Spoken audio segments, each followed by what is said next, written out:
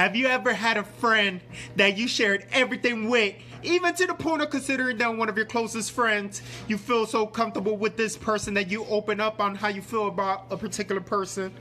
Maybe this is in the workplace, and then all of a sudden, who you thought was the peanut butter to your jelly is seen talking to the enemy, the one that you felt some sort of way about.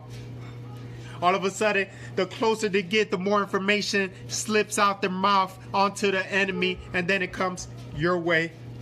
Still, peanut butter is acting as they are part of your team, like nothing is wrong. How did that make you feel when you were in that circumstance? I've been there. I'm here to tell you that it is time to remove that worry out of your life. How's it going, family? I'm so beyond excited to share with you all this word for today. In order for you to be stress-free, anxiety-free, and depression-free. I am JP, and my sole purpose in life is to see you succeed in all walks of life, from how to pray to leaving a bad relationship.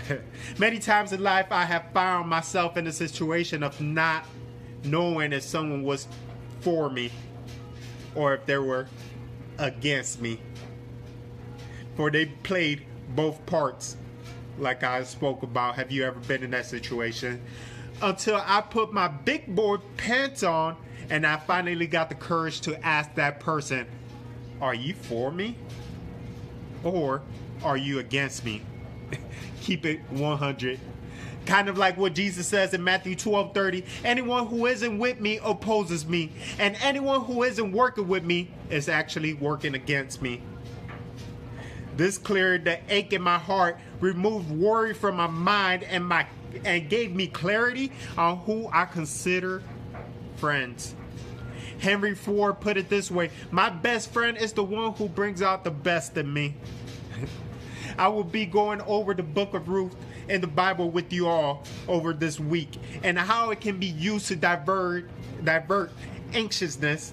In the first chapter, this woman named Naomi has just lost her husband, and then a little time later she loses both her sons which were married, and left behind their wives. Naomi and her daughter-in-laws were now without provision of their husbands. So Naomi hears that back in her native country, there is food that is being provided by the Lord. She goes forward and tells her daughters-in-laws to basically go and start a new life, for she could not bear any more children for them to marry. And would they really wait? The daughter-in-laws were Orpah and Ruth. They fell for their mother-in-law and wept with her, and Orpah decided to follow Naomi's words to start a new life, but not Ruth. Ruth actually goes on to say one of the most iconic lines from the Old Testament in verse 16. Where you go, I will go. And where you stay, I will stay. Here's the life point. There are people that will be there for the long run, and then there are just people that were there only for a season, which might have even been for their own personal gain.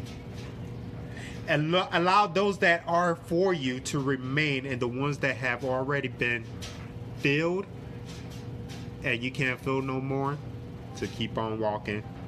Stop stressing over people that didn't have any sort of connection with you but that of your gift. Yes, there will be people that will follow you just for what you have to offer, as many did with Jesus after he fed a plenitude. They weren't there for him, but for what he could offer.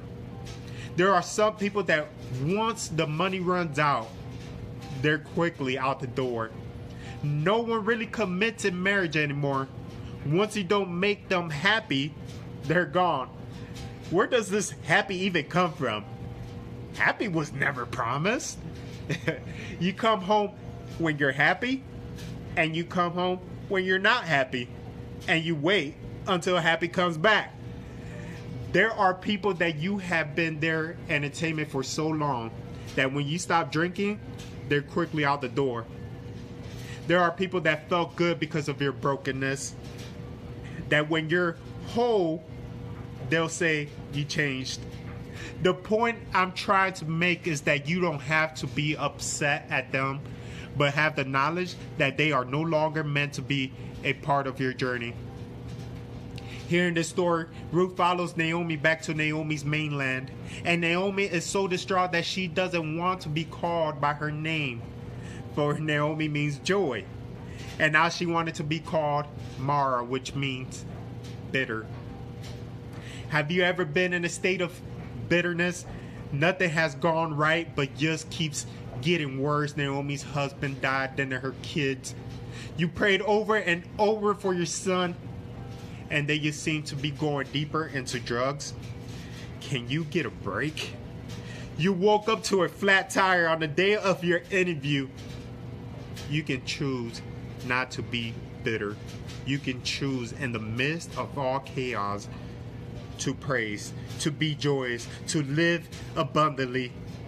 Ruth became so close to Naomi that whatever Naomi would mention to Ruth, she would jump on it. Many times in life, you just need a Ruth that fights for you, that in your bitterness still chooses to remain by your side. Get rid of the stress in your life by figuring who's on your side. Are you for me? Are you fully committed, or are you 1 foot in and 1 foot out? Are your eyes set on me or on the next great opportunity? Life is too short to keep wondering, so please tell me now, because I have no time to waste. How do you find if someone is in your corner? Here are some thoughts from this chapter to see if they are in your corner or not. Were they happy when you were happy? Were they sad when you were sad? See, just like Jesus was going to perform the miracle of raising Lazarus from the dead, he first became sympathetic and wept alongside of his family. This doesn't mean to find people that will be in your pity party, but those that will be there to listen and raise you out of it. Ruth remained even after Naomi named herself bitterness. Thought 2. Do they stay when crap hits the fan?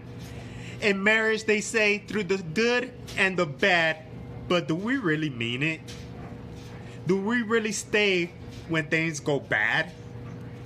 How about through sickness and health? Do we really stay when cancer comes? When diabetes takes my teeth? When the muscles I have left in my body and all that remains is a face tired from years of work? It's time for us to stop playing patty cake, grow a pair, and ask those hard questions to those people. Am I worth more than just being a baby mama? The time is short, and I'll end this with a demand that this week, without being rude, and ask those individuals, what side are they going to pick?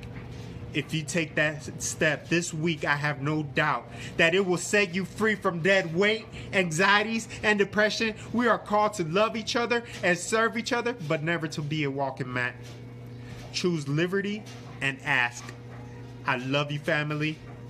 Share this video, comment, like, reach out to me, and choose love. So ask those questions.